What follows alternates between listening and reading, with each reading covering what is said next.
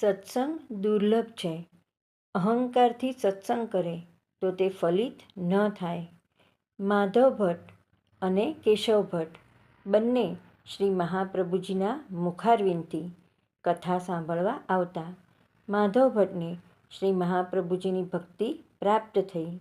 કથાના સિદ્ધાંતનું જ્ઞાન થયું. એક વૈષ્ણવે શ્રી આચાર્યજીને પૂછ્યું કે કેશવ ભટ્ટ અને માધવ ભટ્ટ બંને આપની કથા સાંભળી, પણ માધવ ભટ્ટને જ્ઞાન થયું અને કેશવ ભટ્ટને ન થયું, આમ કેમ? ત્યારે શ્રી મહાપ્રભુજીએ ઉત્તર આપ્યો કે કેશવ ભટ્ટે સત્સંગ તો કર્યો, કથા તો સાંભળી, પરંતુ તેમના હૃદયમાં દાસભાવ ન હતો, તેથી તેમને જ્ઞાન ન થયું. જ્યારે માધવ ભટ્ટે દાસભાવ રાખીને કથા શ્રવણ કરી, તેથી તેમને સ્વરૂપ અને સિદ્ધાંત બંનેનું જ્ઞાન થયું. દાસભાવ વિના સત્સંગ ફલિત નથી.